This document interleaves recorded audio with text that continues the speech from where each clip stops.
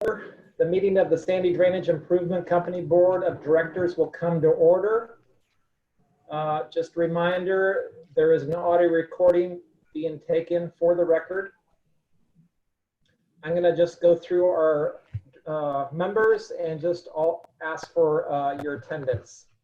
Tammy Stephenson. Present. Ken Anderton. Present. And Tom Hansel is present. We have a quorum. So kicking off our agenda, any public comments or testimonies at this time? Emily, I'll be looking to you. No, there's no one. Okay, we're moving right along here. Zippity. So, how's everybody doing with COVID land? It is a challenge, at least for the district. It's a challenge, but everybody has risen to the challenge and pushing hard. Oh, You know, Tom, we're hanging in there. It's not the best days of the port, that's for sure, especially for the aviation portion, but we're making the best of it.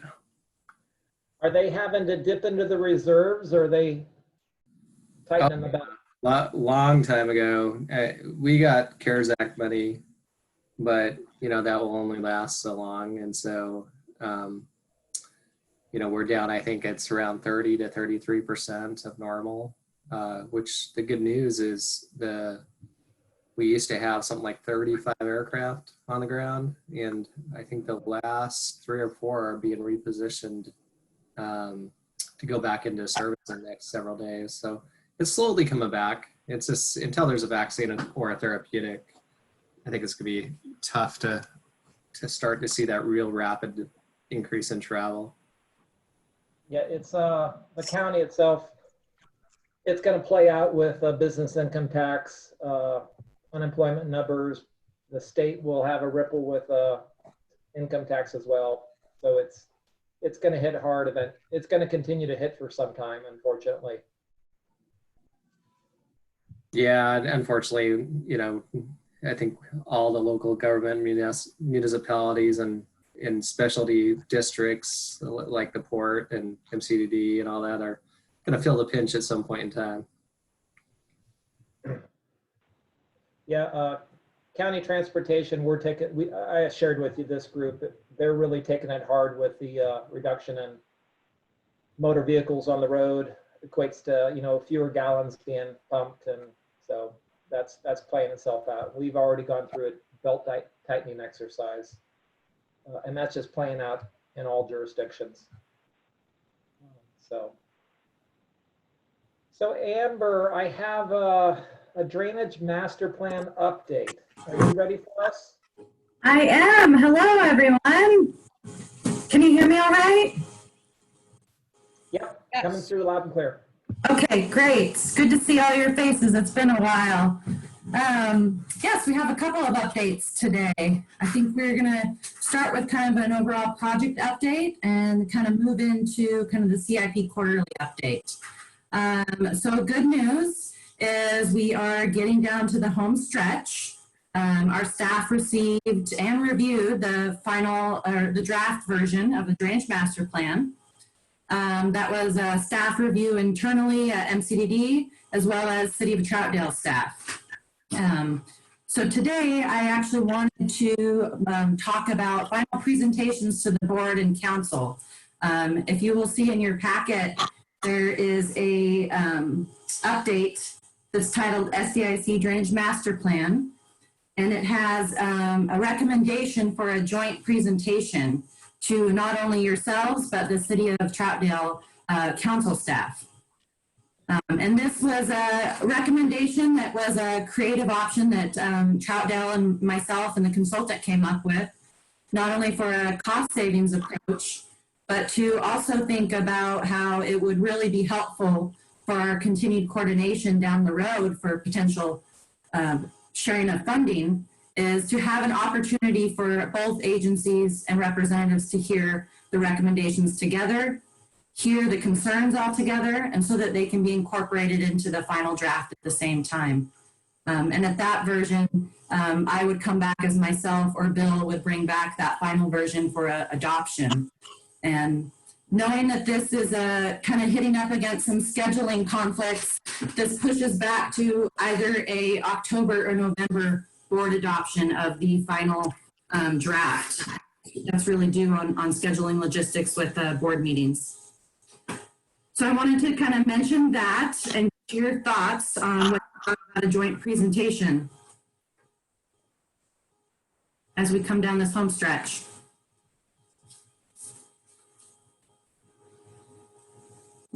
Tanny, I hear you aching to talk there. Oh, I'm not aching to talk, but I guess I will. Okay, so this is scheduled for September 29th, I believe. That was our first option, and I'm waiting to hear back from the city recorder. We had options of September 29th. It has to line up with a working session with the city of Troutdale. That was our first option. September 22nd is a second option. And depending on logistics, there's a couple of backup options in October. Okay. Well, the 22nd would mean they're meeting 3 times in September. That'd be kind of a tall order for that group. So I'm guessing they'll probably stick with the 29th. Okay. And so we have an hour to go through this east in a work session format is what you're thinking? That's what the consultant and we are preparing for, yes. Okay. And they're going to be excited about this? Yes, I believe so. I know that part of the reason too is where I think Troutdale takes some hiatus over July and August and go back into working sessions and starting in September. So I think there's going to be plenty on the docket for them to talk about. And one thing is we didn't want this to have a working session with a lot of other agenda items, specifically for everybody is just fatigue of virtual meetings and such too. Okay, so this is the only item on the agenda. That's good. Are you looking at the Troutdale agenda at this time? No, I'm asking you. I don't have confirmation of that, but that is what we are trying with. At this point in time, we'd like it to be the standalone agenda item because there is a lot to work through. It isn't a meaty document.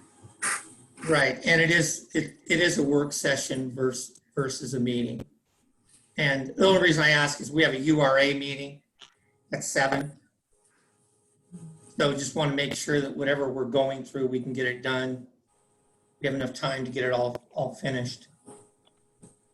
Oh, and what is the URA meeting, Tanny? The urban renewal. Okay. Okay, I'll bring that up to, obviously, you know, we've been working very closely with the chief engineer over there and the city manager. So it is a preference to have this be the only standalone agenda item though, correct? Well, it's their call whether it's a standalone item or not. I'm just trying to make sure that we're not piling a lot on the agenda. You know, we just have this master plan and then we're done and out of there. So if it's early, we're done, gone. Okay. Off into the sunset, yeah. I fully believe we will need the full hour to go over this. So that is we'll have to be mindful of the time to make sure that we're wrapped up then by, you said 7 p.m. is when the URA is? Mm-hmm. Okay. Is there any hesitations with the other dates at all if better time? With the other dates? The 22nd was another one, but you said they had lots of items to go through. No, I don't see them meeting on the 22nd, to be honest with you. Okay. They're meeting on the 29th. The 22nd, that'd be a big lift for those guys. Okay. And I'm just pulling up the other dates really quick to have them on hand because we had several backup dates. I believe. October would be pretty hard. as far as your schedules, or you think with the city's agenda? The city's agenda, because we have comp plan amendments and development code amendments all coming in October. Housing needs analysis. Okay. And with that said, you'll have a copy of the draft prior to this presentation. And we also plan to, I'll be working with RN to post it probably on our website for public comment as well, so that we can have those to address during the presentation as well. It's a little bit going to be, it's a little difficult in this virtual era to hold open houses. So we're trying to get as creative as possible to seek feedback. Okay, so they're going to be taking public comment on this at the work session. Yes. Okay, do they know that? Yes, they do. He told Okay. me that a working session is still, you might still have a couple of community members show up to a working session. Right. I'll just let them know, because they don't typically take public comment in a work session, but I'm sure they will. Amber, I was going to ask, can you distribute the master plan to the SDIC members maybe sometime this week? If the plan's published, I'd like to receive a copy, Before they do. today, tomorrow, if it's available. I assume it's in a PDF. Actually, we just finished up our internal review with the staff just last Friday, and they'll be making those changes over this week and next. And I'll have a final draft version at the end of this month, which I had planned to distribute at that time after they had incorporated our comments and feedback. Yeah, I guess my anxieties around waiting multiple years for this initial draft to be published. So I kind of like to get a sneak peek. Even I'll accept you're in review. I'm just really curious on what they're identifying. This has been a long time coming to have something for us to consume. And understood, staff is providing comment. It's gonna evolve by the time it gets to a public review and this work session. And I'd also ask that the document is published on the SDIC website. You can put a link in MCDD if you choose, but I want a presence in the SDIC framework. Mm-hmm.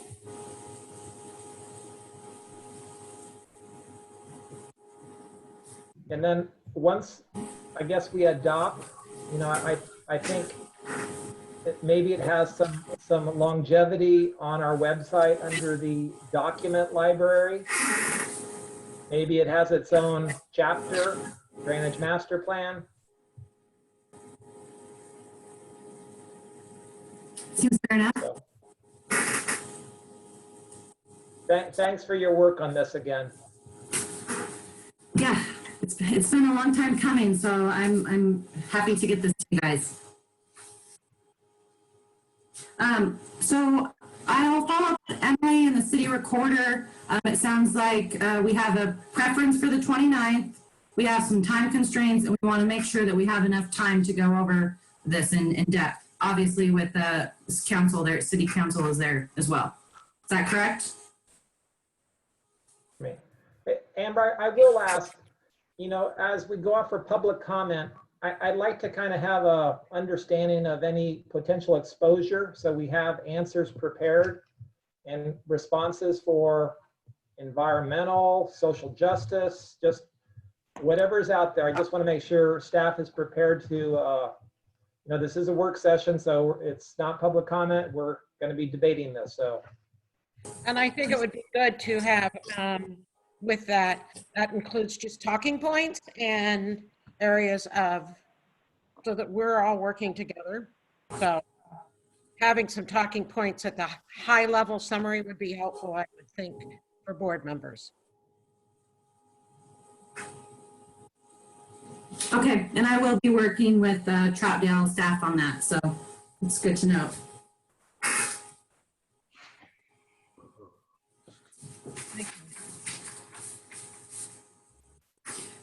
Any other comments on the recommendation for a joint presentation, or would you like to move on to CIP updates?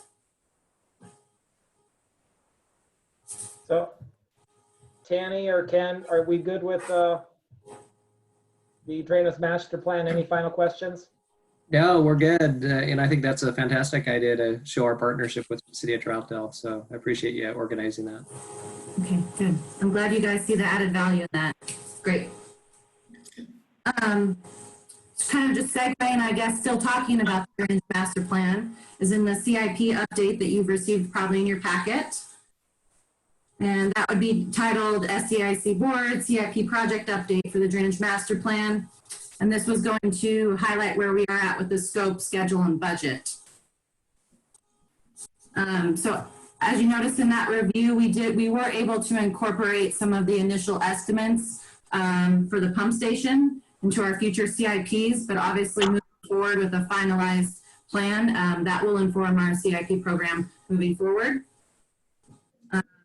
We had some delays with COVID, and that's why a big part of us is trying to work out these logistics on presentation, and we expect adoption, what lines up with your board meeting, would be October, November.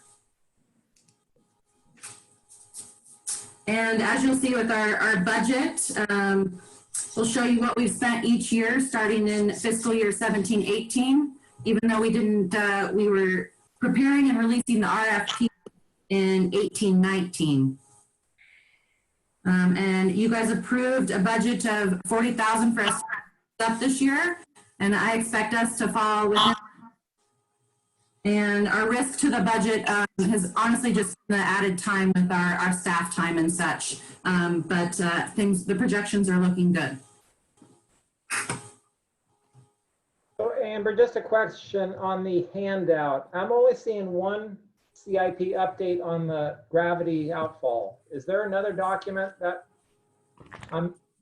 do others have a document? I'm not tracking those numbers. I saw it in your packet originally that went out on Last. last Thursday. Tom, it should be page 3 in your packet, at least the original one that got sent. Oh, yep. Thank you. Thanks, Bill. You're good, Amber. I'm sorry. I had skipped down too quickly. That's okay. I just want to give you a chance to look at it if you're seeing it. Tanny, Ken, did you guys get a chance to look over kind of the schedule and budget updates? On the gravity outfall. No, that's going to be, Liz will be talking about the gravity outfall. This is specific to the drainage master plan. It's confusing because there's 2 documents in that packet that are pertaining to this project. Yeah. One of them is the recommendation for the presentation, and then a general scope, schedule, budget update for you. Got it. Yeah, I didn't have any questions. I reviewed. Okay. I think we're good, Amber. Thank you. Okay, We'll you end up guys, at about 250. Is pardon? that your thought? We'll end up at about 250. Yes. For all the years, yes. Well, you guys will be sharing that document very soon, okay? So I look forward to sharing some of the recommendations and results that are coming out of it. So thank you. Thanks for the updates, Amber. Thanks, Tom. Take care. Bill, Amber just teed you up perfect. She even gave you 2 extra minutes. Excellent. I'm not going to take much time. We do have Liz Edgar here to provide additional comments, but you received a copy of the CIP update ahead of time. In a nutshell, the project has been advertised for design services, and while it's a bit late coming out, we have enough time to finish the design services and meet the construction window in the year 2022. So we're not concerned about either the budget or schedule at this point. And sorry, there will be an opportunity for you to approve the design services contract in your October meeting. Are there any specific questions that Liz can help answer? When are we going to go out for bid so we can, attract some quality contractors early in the bid cycle, knowing that this is going to be in-water work window? So well in advance, hopefully. I think there's some strategies around that. You know better than I, Bill. Liz, you want to tackle that Timing one? Would you on it. like me to take that? Yeah, absolutely. So we're planning on taking this project to bid late February, early March of 2022. So that should allow us plenty of time to advertise, have a thorough pre-bid meeting, give contractors plenty of time to ask questions, and then we should be able to have a contract signed well before in-water work window, so we can do our pre-construction meeting early and get any concerns and questions addressed before an excavator hits the ground on June 15th. Yeah, and normally you want to try to hit the first quarter of the year, January through March. Earlier the better, and for competition purposes, and when contractors are still hungry. So we're going to be in that window. So when will you expect 90% drawings? We are anticipating 90% drawings fall of 2021.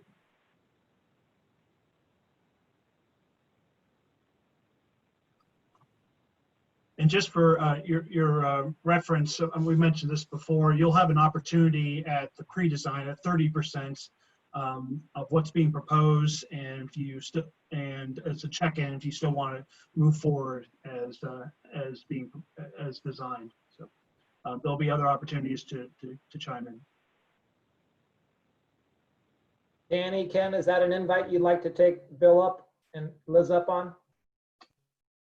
Yeah, I'll volunteer. Do we figure out whose property these pipes are on? We did.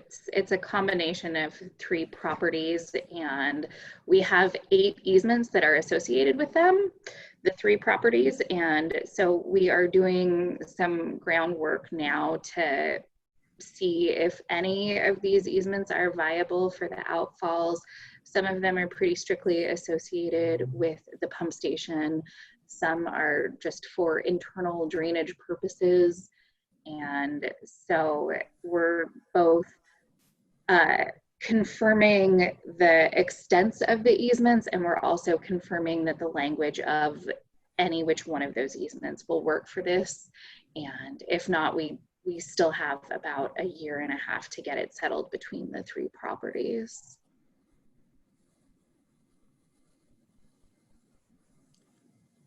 Does the budget include anything for easements? Construction easements or additional easements? I think we can find room in the budget for the analysis portion of that, namely survey in the design budget. And then in the permitting budget, there's a little bit of wiggle room if we need to acquire any additional easements, if that requires monetary funds. For this project? For this project.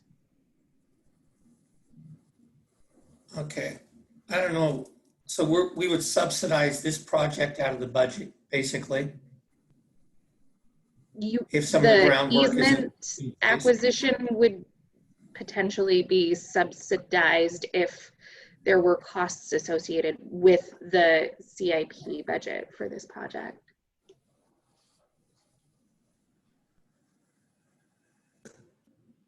Do you have an idea when you'll know if there's additional land acquisitions required for this project, or is that already known? So I don't think we would acquire land. I just don't know what the negotiation process would be to get the additional easements. If needed.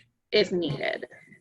When would you, I think if I heard Tom correctly, when we might know if there will be a need for additional easements, when will we have a good understanding of that in this process. We are working on getting a contract signed for the surveyor right now, and I hope to have an update for you by the next board meeting. It is something we're actively pursuing. Okay. Thank you. Liz, this must be part of the pre-design budget. Correct.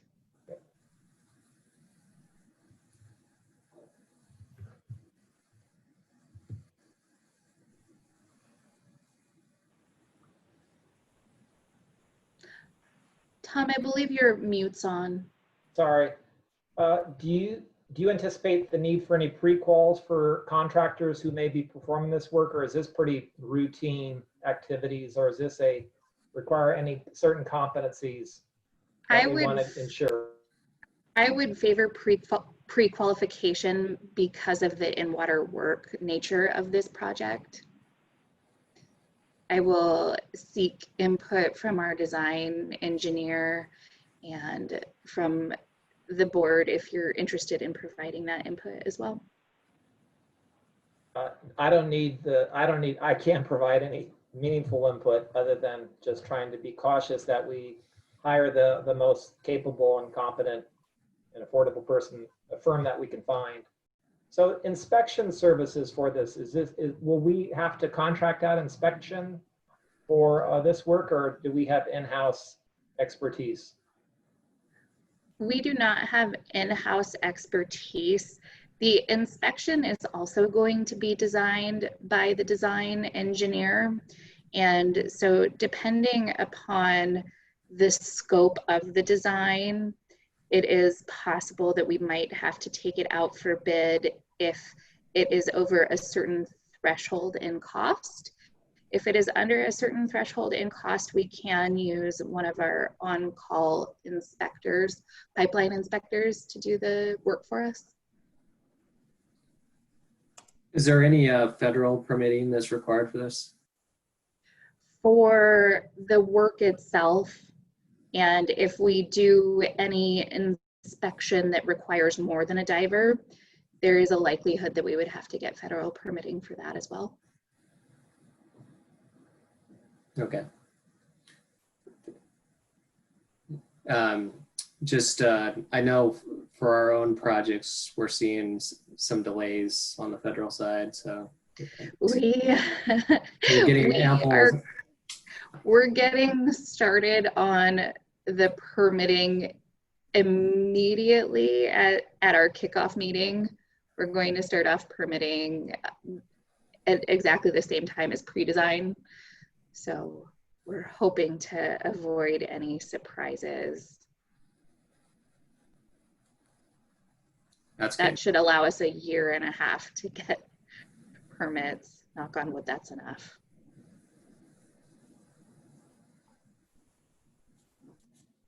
But we're going to figure out the easement piece before we go for permitting, correct? Before that is a good question, and one that I will analyze further after this meeting. Yeah, I think can reiterate more on the permitting side, on the easement side. That might be more challenging than you think, because there might be restrictive covenants along, on what an entity can do with the property. Mm-hmm. And it's a little while to work through that and make sure that the granted easement falls within those requirements. I know a lot of ours we've entered into restrictive covenants on many of it. So it could be more challenging in this instance.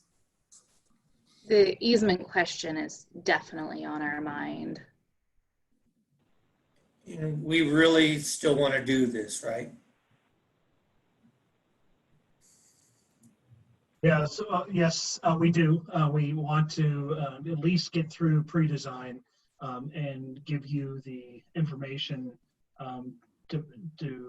make an informed decision how to move forward. We do feel strongly the gravity outfalls are an asset to the district, and we want to make sure that they're operating properly. So that's it's appropriate, I think, to go at least through pre-design, and you can have an opportunity to decide whether or not you want to move forward further. Okay. Bill, more on that line of questioning, will the design crew be evaluating this piece of infrastructure being extended onto a future new pump station? Or is it just configured for the current pump station? Is there any capacity for it to have a life with a new pump station?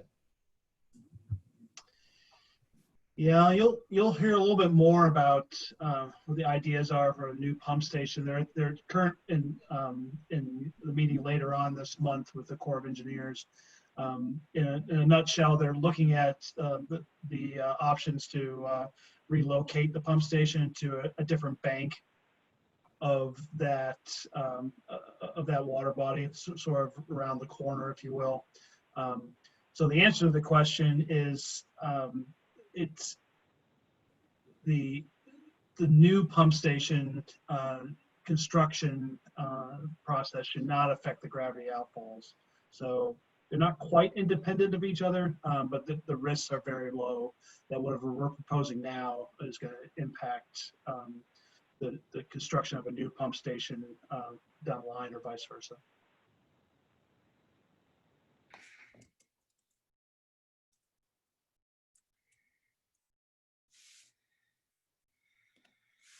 I think, Tom, you're on mute again.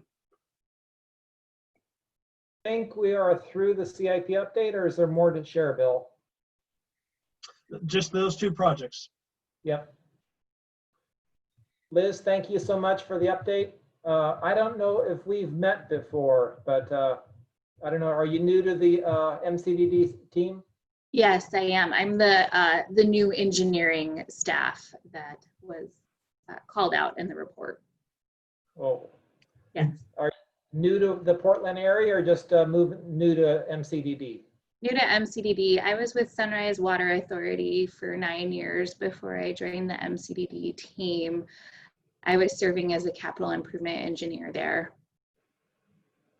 So we were looking for an engineer who has a lot of pump station experience, and Liz fit the bill perfectly, and not just on design, but on the construction end. So we're really happy to have her on board. Yes. Welcome on board, Liz. Thank you very much. Welcome, Liz. Thank you. Okay. We are on to the asset. Bill, you ready for the asset liabilities work group update? I'm Or do ready. you want to go development review? Let's do the assets and liability piece. I think that will be, we can get through that within about 10 minutes or so, depending on the number of questions. So recall over the last several months now, we've been talking about the assets and liabilities concept and the project that we're going to be moving forward with this coming year.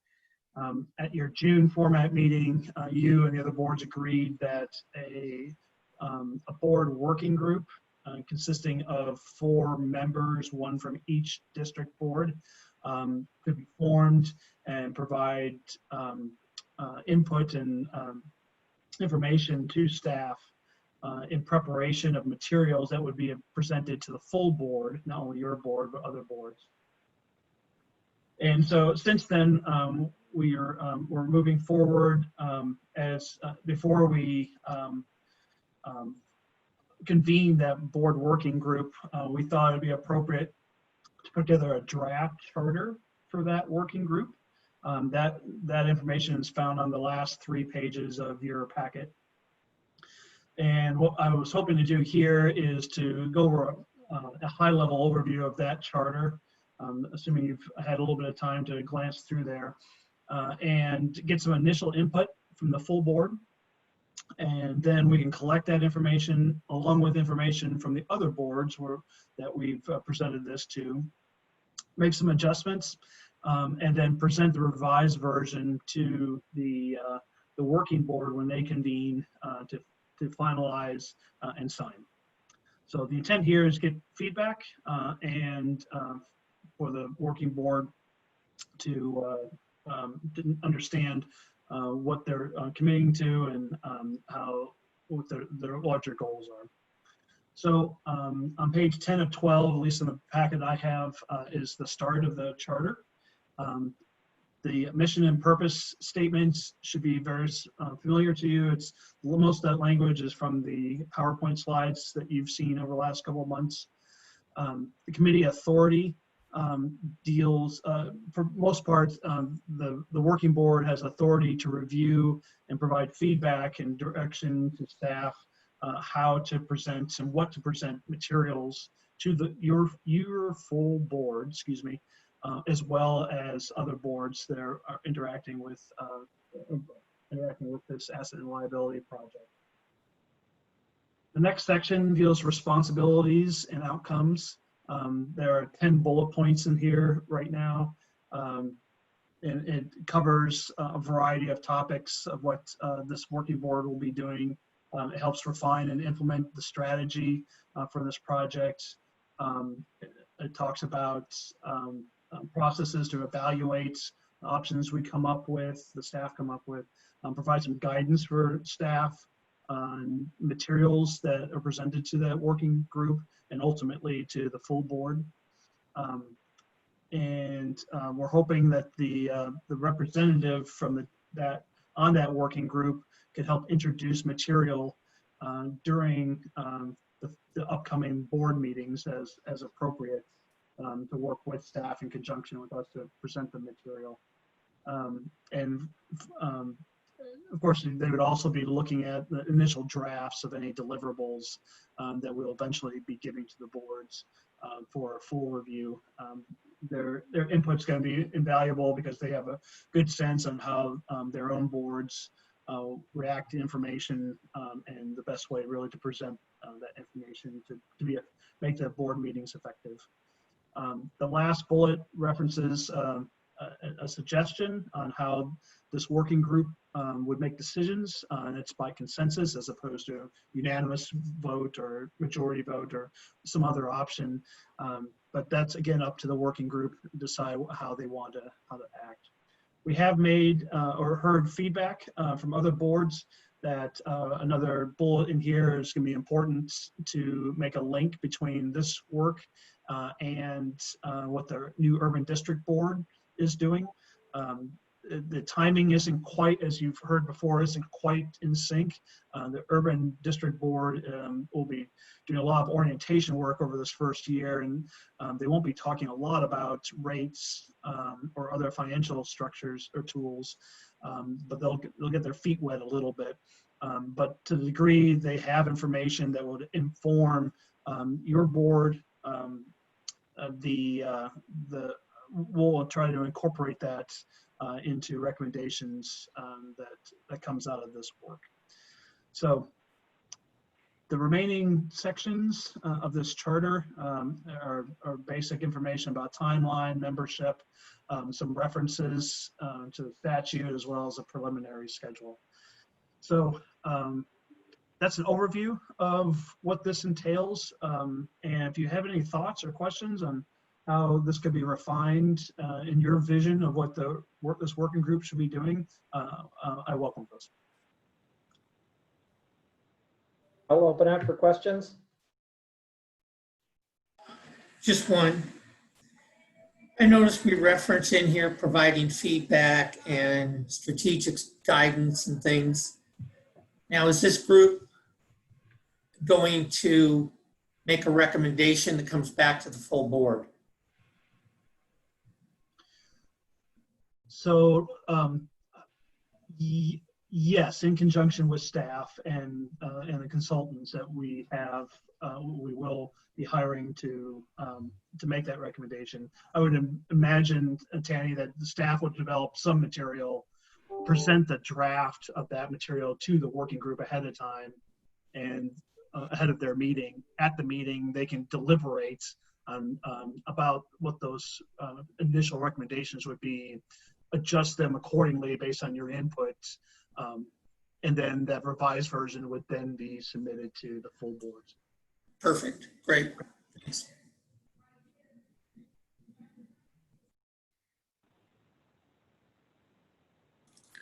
I don't have any comments. I Go ahead, Ken. saw it during the last round. Thanks. Bill, on the defining assets and liabilities, what's the range of things you're going to look at? I mean, you're going to get down to inventory every culvert, every pipe, every pump station, known easements, lack of easements, debt, cash in the bank. I mean, what's the realm of what you're looking at? So at least from my perspective, the answer to all that is yes. Part of the conversation that will be required for your full board as well as the other boards is what is a definition of an asset, both tangible and intangible.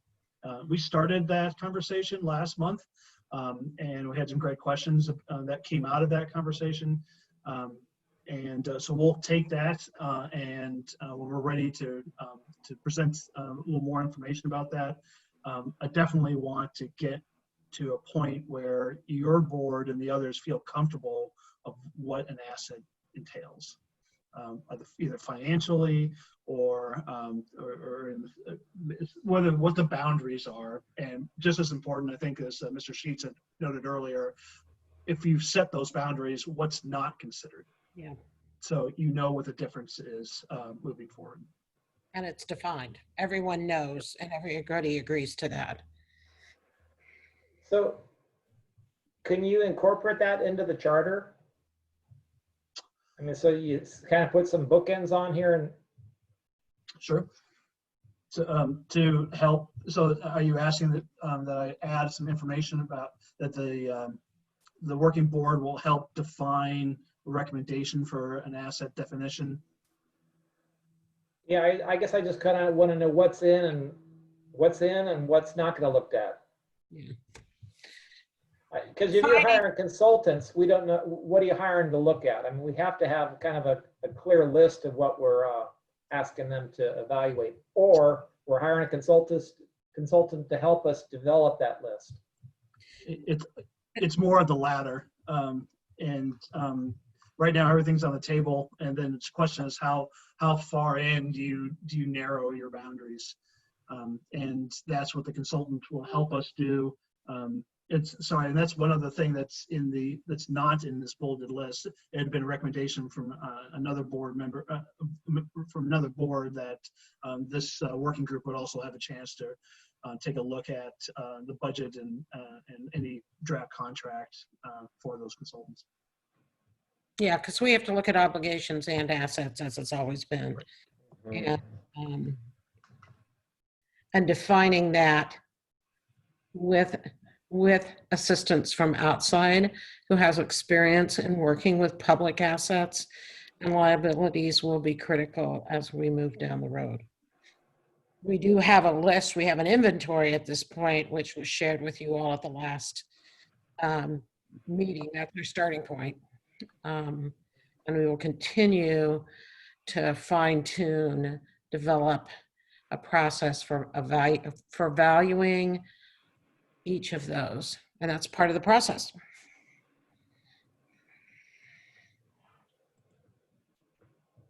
I hope that answers your question, Tom. Yeah, it's just, it can be pretty exhaustive. So I just wanted to, and you're aware of it, so.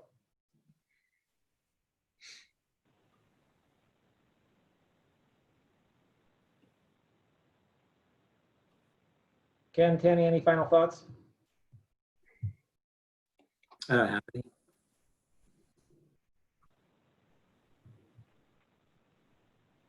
Bill, it's you again. Okay, we'll move on. Let me share a screen with you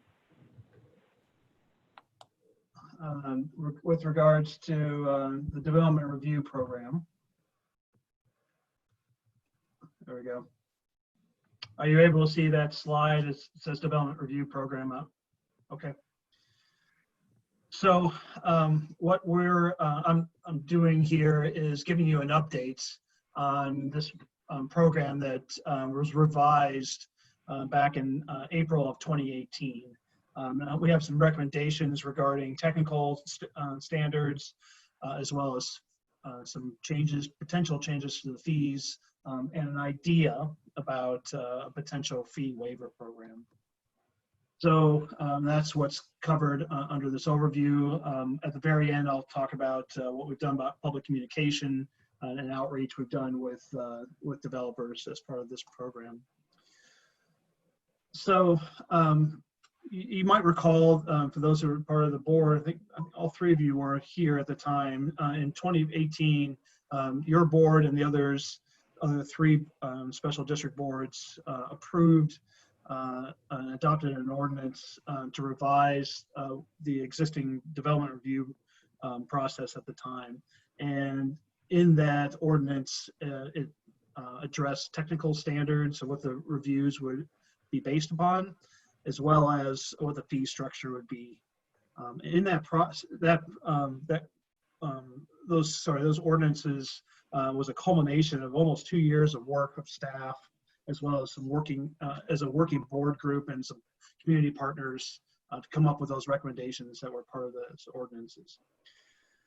So, in particular, or specifically, those ordinances included a three-tiered structure for reviews, and any development goes through those three tiers, and not necessarily skipping one or the other. Tier one is the initial portion of the review, and if staff has identified that the proposal has no impact on the services that the district provides, then the review stops there. There's no fee associated with tier one.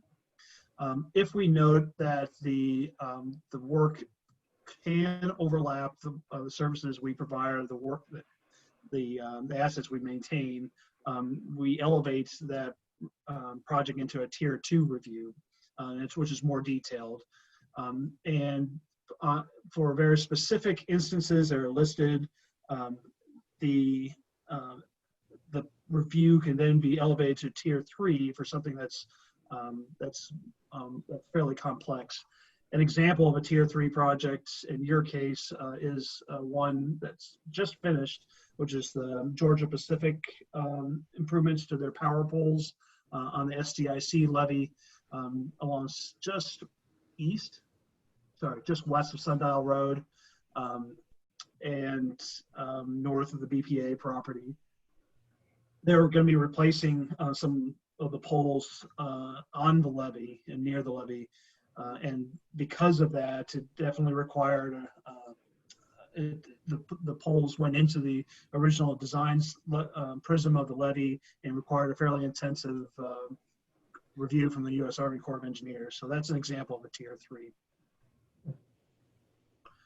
So what's happened since May of 2018 when this revised program or updated program went into effect after a 1 month introductory phase, and April when we took some statistics out. We've had collectively over the 4 districts, we've had 205 developments that have come into our shop, and of those, 30 or about 15% were elevated to tier 2. So we were able to take care of 85% of them very quickly, usually under a week, and usually just a couple days to keep things moving. But for those 30 that were elevated to tier 2, those individuals paid a $550 base fee, and then plus up to a $2,500 service fee that's billed on a time and materials basis. For those projects that even are more complex, 4 of those 30 in this case over the 4 special districts were elevated to tier 3. So here are the a recap of the fees associated with each tier. I don't think I've noted that on tier 3, there is a service fee associated with that up to an undetermined ceiling, but in general, but in each case, the staff identify what that ceiling is per project, and then the developers build on time materials basis monthly up to that ceiling, and if costs exceed that ceiling, that's we cannot recover those. Here are some basic statistics across the districts about the revenue that was generated. These fees, you can see at the very bottom, SDIC had 7 of those 30 tier 2s and 2 of the 4 tier 3s. And you see the dollar amounts noted in the table about how much revenue came in for base fee tiers 2 and 3.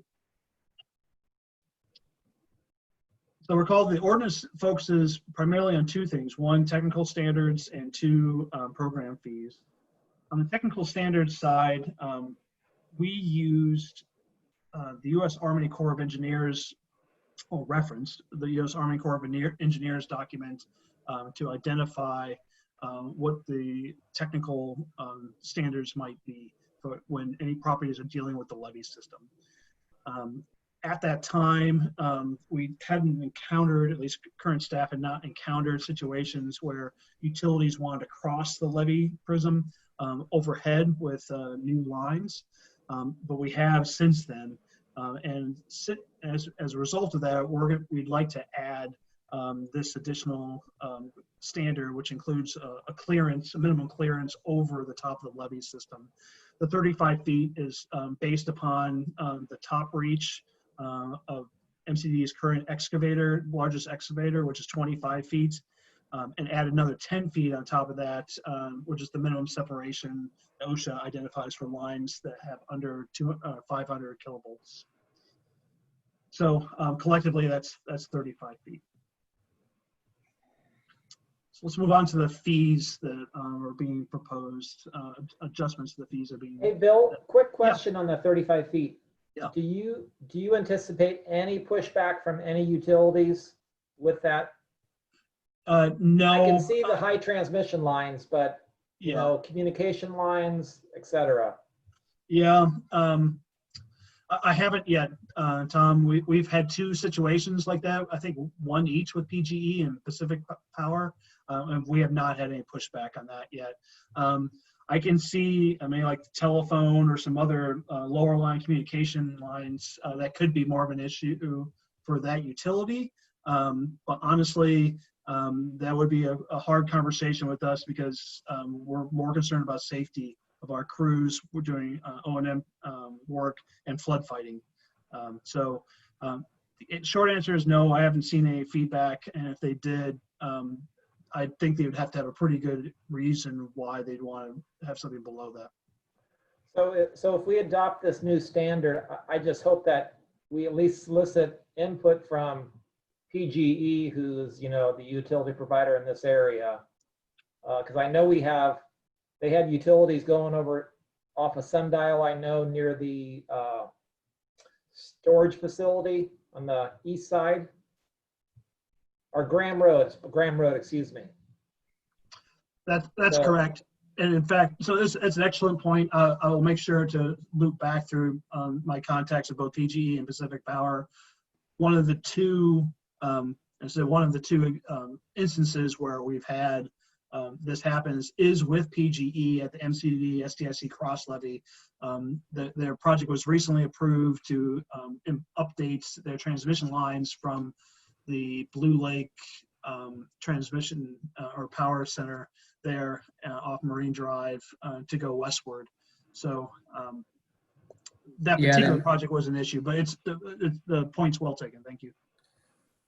And they've upgraded a lot of their, both Pacific Core and PG's upgraded a lot of their poles within the district the last couple of years. But you may also you might want to also include BPA in those discussions as well, because they have future plans to come out of Lot 11 and tie it back to the Sundial substation.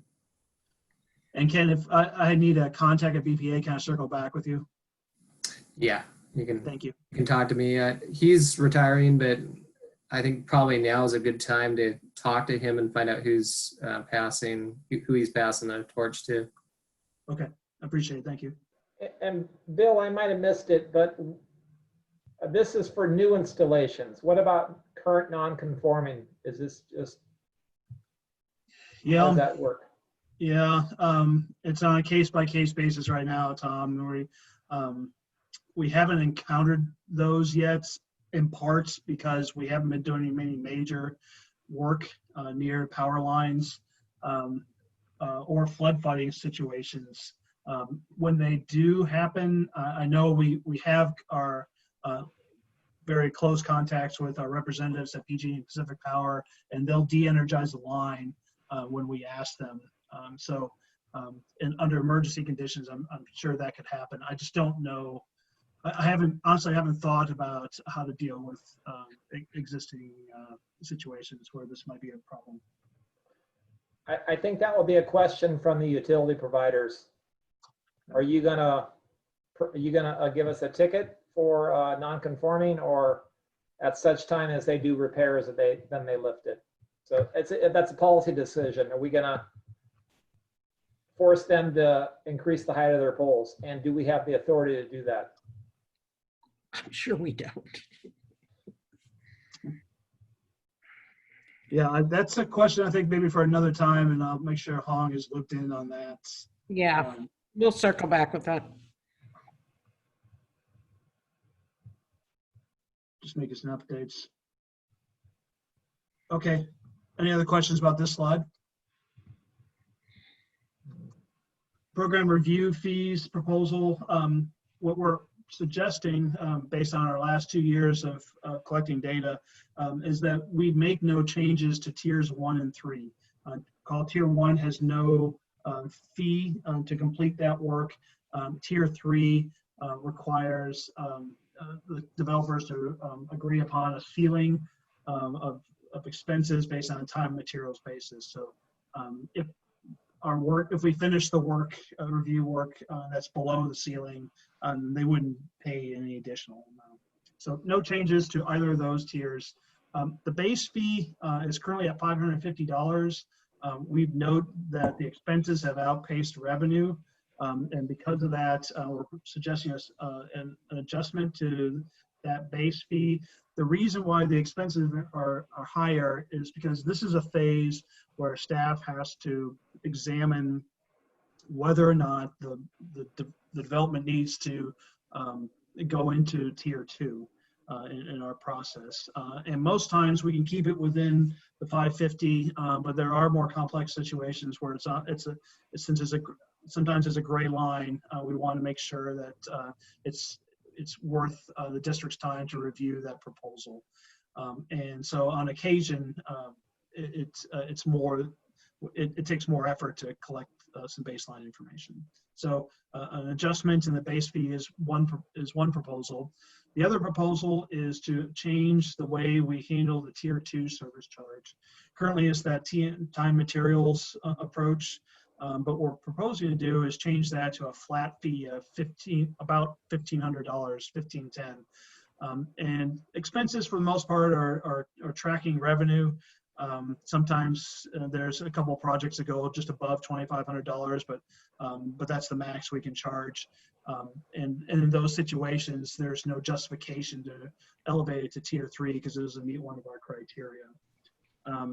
But the issue with the time materials piece is that it's pretty laborious to keep track of the details associated beyond just timesheet entries, which we have to do anyway, and everyone has to do in their business. But the amount of time to track and put together invoices and justification for that is fairly significant. And given our limited, particularly our limited time availability for our finance staff, it's a bigger burden for them than the benefits that we generally receive. So our proposal is to change this to a flat fee course, some projects, the expenses will be less than that flat fee. Several others will be over the flat fee, but that's how we would approach this. Hey, Bill, quick question on the thought about a fixed fee.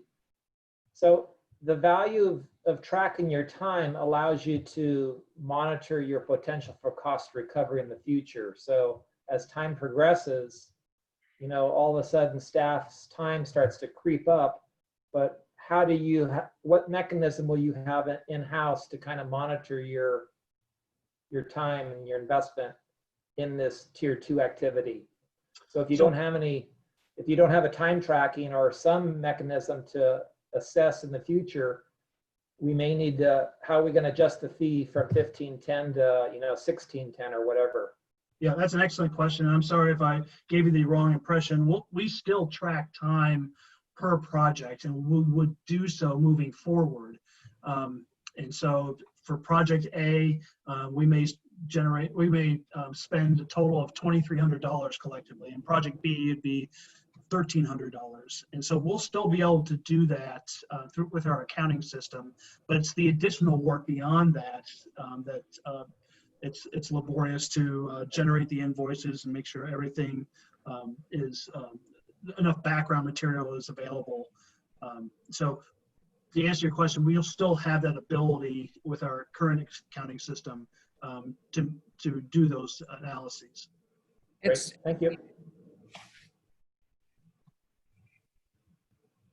The program fee concept is finished, I think, with this slide. Currently, the 2018 ordinance reflects hourly rates during that time period. So we're suggesting maybe to make some adjustments to that to make sure the ranges include current salaries.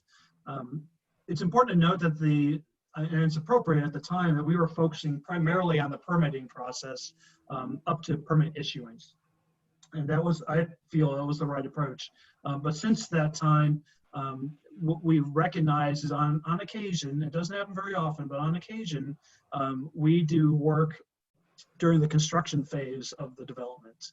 A perfect example right now is at the TA ditch just south of I-84. That's close, well, it's part of Salmon Creek that would go underneath I-84. But there's a small culvert and a ditch just south of 84 that we maintain. And the developer who's developing the Taco Bell sites is going to be affecting the area we frequent pretty often. And so we approved the permit, which was the right thing to do, but we find ourselves in a situation where we're using staff time during construction to verify what part of the permit conditions is actually happening in the field. So what we're proposing to do here is to include $126 per site visit fee for inspection during construction, or just for a series of submittal reviews. This is not atypical with other cities that track permits. They also have a per site visit for inspection. The dollar amount you see there is based upon 2 hours of MSC staff time plus a multiplier. It does not include any vehicle or equipment costs. I'm going to pause here one more time before I move on to the next topic. Is there any questions about this slide?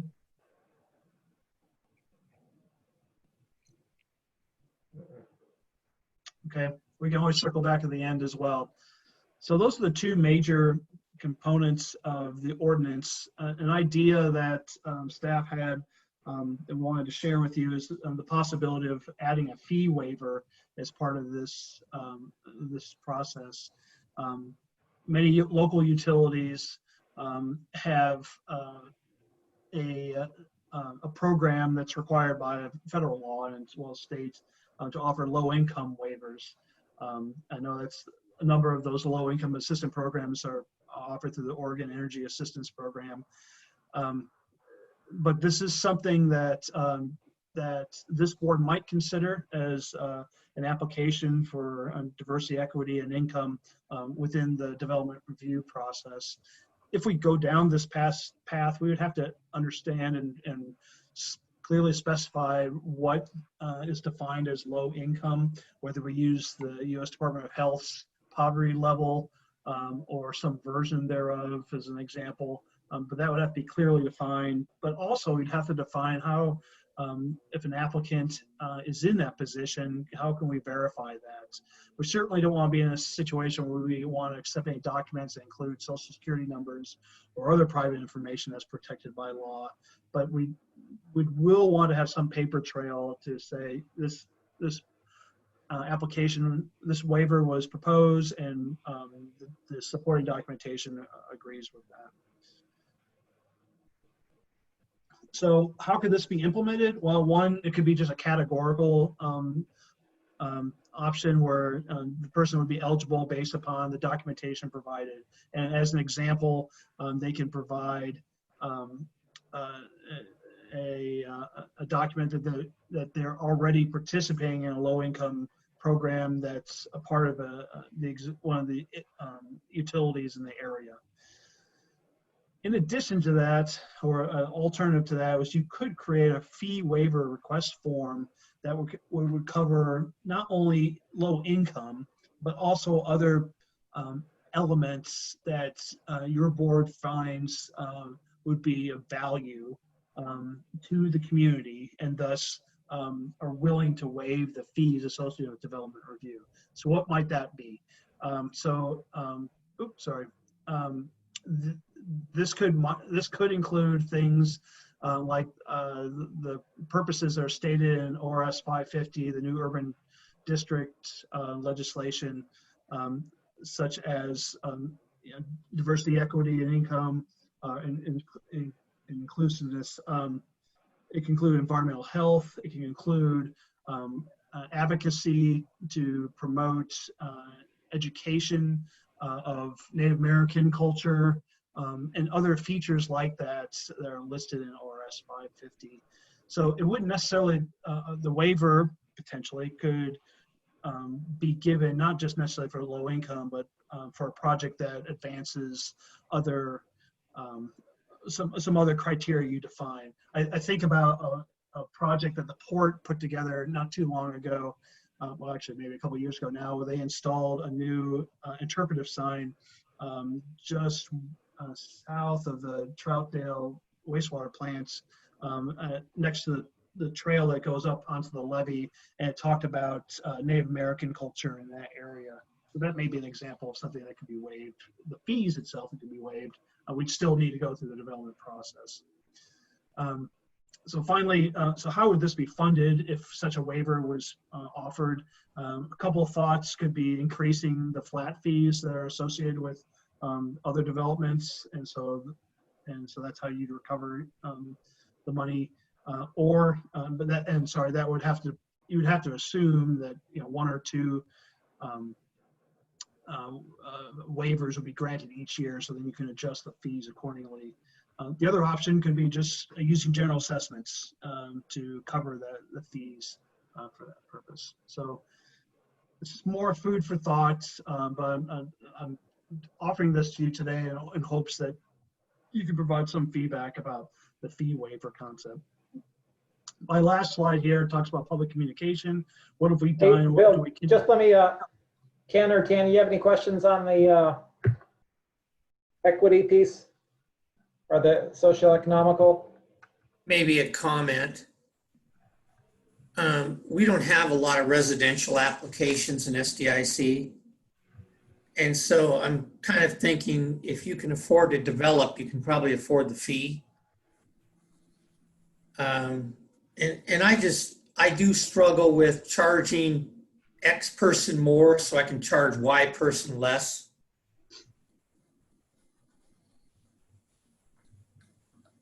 I think I made this comment during the MCD meeting earlier in the morning, and I agree with Tanny in terms of SDIC. I'm not sure it's even applicable. There's not a lot of land that's residential, but I do think for MCDD, especially that where you may have affordable housing initiatives, it might be a good way to meet some of the organization's DEI goals. So And the likelihood of actually using it is pretty slim. There's just not that many opportunities. So I just say keep it simple so you're not spending a lot of staff time on administering a program like that. Yeah, I concur both with Ken and Tanny. The one piece I think we could have some traction, and Bill, you kind of listed the example of that sign going in near the 84, I-84, the pump station back there. You know, so maybe we do have a policy that if it's for social justice, equity, immigrants, then there's some leniency there. But I think for property development per se, it doesn't seem like it's going to occur. And as Ken said, it may not be worth the investment of staff time to develop a robust policy for this, for SDIC. So. Okay. Yeah, our preference is try to, and I appreciate those feedback. I've had similar feedback from the other districts. If possible, we'd like to use the same approach in all 4 districts. We certainly can deviate from that and have specialty criteria for Penn 1 or SDIC or whatever district is appropriate. But this is proposing something that is an idea from the staff, and this is exactly what I wanted to get, just some initial feedback on what this might look like. I'm sorry I didn't mention this before. The intent here is to get some comments about these proposals and circle back with these boards for the September format meeting with a specific ordinance to make adjustments, and we'll discuss among staff how to deal with the fee waiver as whether it's part of that ordinance or something that's separate. My last slide deals with public communication and outreach we've done at the beginning and since. As you might remember, we did a fair amount of outreach at the beginning, so the cities understood, and as well as the developers understood what the districts are going to be doing to change their review process. These also included some materials, handouts that we printed and distributed and to all the cities to have them post in their own kiosks at their permitting offices. We developed a development review handbook that we provide to developers upon request, and provide a lot of this information online through our websites for the review process. We do encourage, once we find out about the project, we do encourage that the landowner or developer meets with our staff during a pre-application conference. That's the case in every situation with tier 2s or 3s, to make sure they understand what the situation is, why the districts exist, and why we're involved in the review process and what to expect moving forward, and particularly what things that we're interested in that particular project. So we don't catch everybody, and sometimes what happens is a landowner may not fully recognize what's happening, or just doesn't have the time to really investigate what we do until they want to start developing, and then that's when they find out and have to learn a little bit on the fly. So that's what we've done for public communication to date. Any other questions about this or other slides that you saw? I just have a comment, and I would say for me, it's not so much about the fee we charge. I just think let's just make sure we're delivering whatever it is. And I think like on development review, Bill, when you're involved, it tends to go better. But I think that's an area where we've got some room to grow. And I think we can get a little better there. Okay. Thank you. So timeliness sounds like is the theme that you're hitting on. Timeliness of reviews and decisions and expectations of those. Yeah. like getting our stuff in on the early side rather than the late side. Our comments, and like, you know, the FedEx thing where it got flipped up to a 3 and then came down. The only thing with that is when you tell a developer it's going to be a 3, a lot of times they're running. Yeah. So I mean, those things happen. We just want to, I think we can just clean it up a little bit. Okay. Noted. Thank you.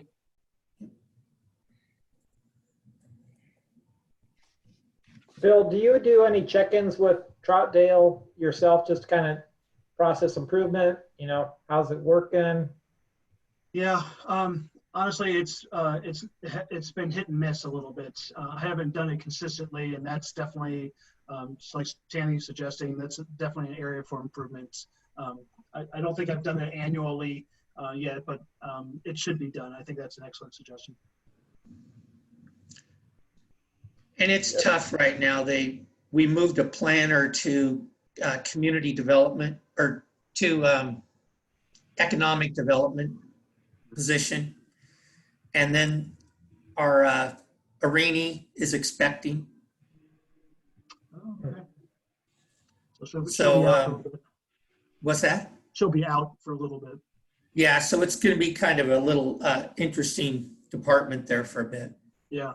Well, Chris has always been very open to our connecting with us, so I'll make sure to connect with Chris Jamjan when that's right. He's quite good. Hey, Bill, again, my hat's off to you and your team for marshaling this whole program forward over the past couple of years. You know, you took it from ground zero and put it into place, so well done. I appreciate that. This is a big one. Yeah, I mean, and I'm glad the boards recognized that a couple of years ago and put in the structure for us. And in addition, we've been able to get the IGA signed by both council and this board to formalize that relationship. So SDIC actually is ahead of the game of all the 4 districts on this. So I appreciate your input as well. Heck, it's a revenue generator. We're out there, you know, on these things, okay? It's a cost recovery method. Yeah, that's right. All right, thanks for your time. Thank you, Bill. Get some rest. So I'm just gonna open up any new business. Tanny, anything you got? No, we're quorumless now, okay? Yeah. So this is, it is too bad Ken had to step out. So I don't know if it's going to take a formal action, but I just wanted to open up a discussion around my role in approving documents as they're presented to me after a board session. You know, I identified an error and I sent it back. And it just kind of reflected that, you know, I've got to be on my toes, and I'm going to ask Tanny and I'll talk to Ken to see if they'll support me having Brian, you know, review all my documents I'm signing for legal sufficiency, just for cover, because he is the SDIC attorney. Because I just don't want to sign something that, you know, is a simple error, but has a long-term impact. So the proposal would be is just to add below my signature line would be a signature line for Brian as SDIC attorney. And just basically he's acknowledging legal sufficiency. And then one process check, as we do these resolutions, any IGAs, I'm hoping we can get them out for signature within a week or two, because recently I was approving some back into March and April just yesterday. So, and that's where I had to go back and find my notes, and, you know, I had to read what was this and what was the action. And so having Brian on my shoulder, helping me out would be a great help. So that's really the ask. And I know for MCDD, Brian will be on the front end of all these document created. So when we get it at the board session, it's really, it's already been vetted. Okay. And we apologize for some of this has been a interesting last 3 to 4, it's not an excuse, it's an interesting last 4 months as we're bringing on a new board with new documents. We've had a couple people that have had to be out of the office for various reasons. So we apologize. I apologize. I know staff is apologizing. We are addressing this very issue. We've already had a meeting about it. So, yeah. Yeah, understood. It's not our normal process. It's just, and I understand your concerns as well. I would just say I support that action. I think it's probably prudent, and it's probably something we should have done a long time ago. We're trying to get our processes right and do things better, and this is a very good point. Yeah, at work, I use our attorneys at the county's attorney's office extensively. Anything that I look at needs to go out, they're reviewing it. So Brian is SDIC's attorney, and Hong, I know this is kind of a balancing act. So, we have attorneys through MCDD, but for me, it's just cover. So. Yeah, so Tom, it's music to my ears to hear that you you want lawyers to review everything you sign. I think that's very smart, and it's certainly something that I've advocated for at the district to do. So I think that's very wise of you to ask for that. With respect to the misstep, I suppose, the recent misstep, understand that we are in an unprecedented situation where we are trying to build up the authentication process for electronic signature, because everything has to be dealt virtually now. And be assured that we are probably much more ahead than most people in terms of normalizing that with what we purchased additional licensing, and we're buying into this Adobe e-signature program. We've got a policy in place, probably more robust than you can possibly imagine. So we apologize for that misstep, but know that the virtual signing has been a complicated one for most organizations, and we're just getting our hands on it. So. Yeah, but thanks to you and your team, Hong. It is overwhelming, and 4 boards, identical resolutions. It's 5 boards. There you go. So there's actually 6, but so I have talked to Brian about it. He's okay with it. So as these are being developed, before they come to SDIC for consideration, he's going to need to have approved it, right, to form. I don't want him changing after we approve, right? Well, and he's copied on all of when the board packets go out. So I guess it depends on if that timing is sufficient, Brian could weigh in, but I send him the resolutions when you all get them for review prior to adoption. So yeah, Brian, if you can comment in, I just want to make sure Brian has sufficient time. If we get him 5 days before a board meeting, say, is that enough time for him to do review, for it to be out for public comment? It's just, those are the pieces I need Brian to kind of say, does he need 2 weeks? And Yeah. if he doesn't get 2 weeks, we just wait till the next meeting. Yeah, this is Brian. I'm based on the prior sort of practice. We've had meeting materials come out relatively short compared to when we're asked to act on them. So, if there's at least 7 days, I think that's good. If it's less than 7 days, or if something changes in the interim, I'll definitely need time to review those kinds of changes as well as their impacts versus the original sort of suggestions. So I'm thinking a week would be really good, and I think that'd be really good for the board to have those materials for a week as well, especially going to be something like a 72-page packet, and you've got 4 days to review it. I think that's difficult for everybody to get their heads around. So if it's, yeah, like I said earlier, 7 days is great. Gives me a chance to do any sort of analysis of those issues so that I can bring that up with the board. And Hong, I kind of look at you and Kelly, you know, so if you can just pull Brian in weeks, I mean, if you've got 3 weeks and you're preparing something, pull him in early, you know, that just makes sense. Oh, how I would love to have 3 weeks to prepare anything. But yeah, I think we will do our best to get out to the board as much time as possible. Know that our internal guideline is to get things out to the board at least 7 days in advance. At least that had been the plan.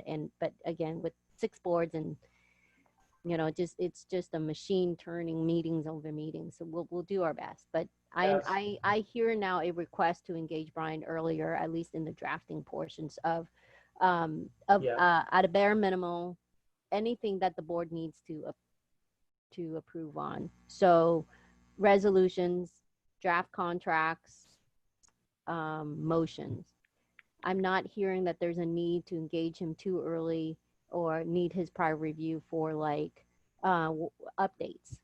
Is that correct? Because that's how I do my review here at MCBD, is I don't really pay too much attention on the project updates as much as what needs to have a board approval or board deliberation. Does that sound fair? Yes, that sounds fair. So it's just a professional courtesy that, you know, the attorneys are working together before Emily publishes for board dissemination. Sure. Because that's just going to be a lot of extra work for Emily and her staff to insert update. It's just, so. And I understand timelines. There's a desire of having adequate time for review, council review. You're just too easy, Hong. I mean, it's 2-3 weeks, and if you don't make it, it gets yanked and wait for the next month.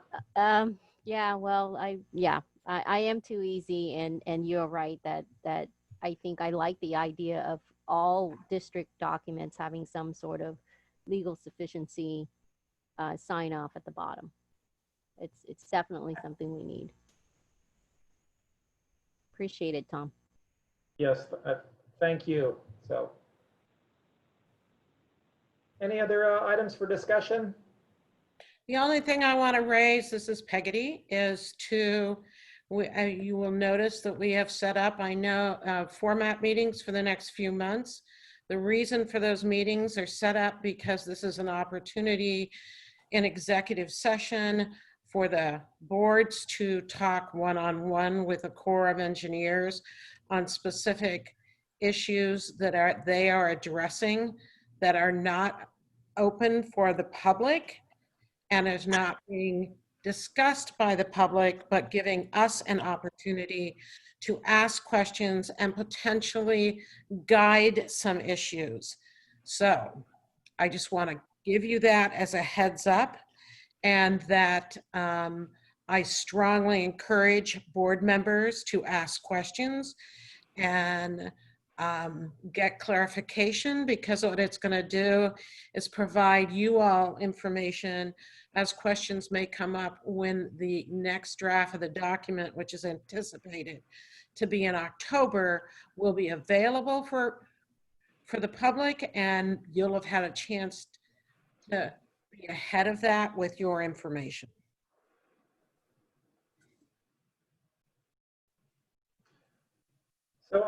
So I shared with Emily the September format meeting. I will be absent. So SDIC will not be in quorum on the, what is it, the September 17th. 17th. So I think, I don't know if there's maybe one item I think that was being voted on at the tentative, but I'm not sure what's out there. So my apologies. Just trying to keep life going. I know. Have you all thought about any recruiting or anyone that you'd like to start looping in on for the empty seats? Well, we just have to find somebody we don't like. Okay. Is that list long or short or? I don't know. I really hadn't given it too much thought. To be honest Well, with let you. me know. I mean, I think we've discussed this before, but staff are pretty restricted as far as like going out and recruiting. But if you identify anyone that might be of interest, like I'd be glad to help like provide them context or answer questions or give them a rundown on kind of like the roles and responsibilities. So let me know if I can help with any of that. If you come across anyone that could be eligible, let me know. And I wonder if there might be opportunities you could think of, maybe like a landowner, like maybe Bruce Etling might be willing to like let someone represent him if you meet someone who would be like a good on the board. And the other is, Like, I also believe that Ken is on the Chamber of Commerce for Troutdale, and if he might have some recommendations on who would be a within good fit. Oh, down in the basin. Pardon? So, Down in so the I basin. will I'll reach out to Bruce and see what contacts he was able to make and see if there's anyone that was maybe partially interested in follow-up. Mhm. Tanny, I'll ask you if you've got some ideas as well. Okay. With the video meetings, it's actually pretty easy right now. So I'm just kind of hoping that dissolution isn't too far out there, but that's the hard sell. Come join our board that's going to be dissolved. So It'll be around for a while. Don't worry. Yes, thank you, Tanny. Tanny, that's not what I want to hear. I know, but it's what you need to hear. So we're telling you. Thank you. So are we ready to adjourn this meeting? Mr. Chair, Yes, sir. I move to adjourn. Adjournment is accepted. Thank you all. Thanks.